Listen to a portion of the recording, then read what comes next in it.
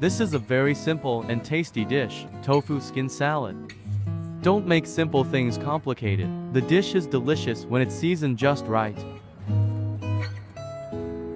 Tofu skin 200 grams, shredded.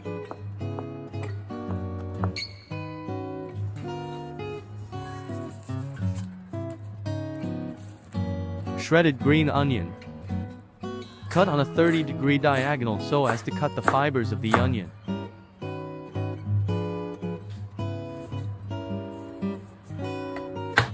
Garlic, minced.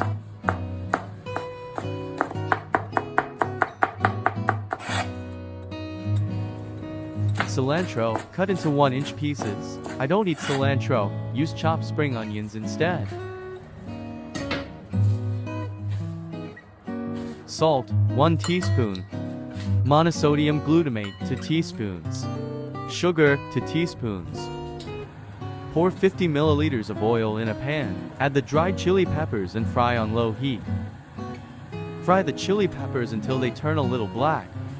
Pour the finished chili oil into a bowl and mix with the tofu skin. Remember to be gentle when mixing. Don't grab it too hard. Mix well and serve.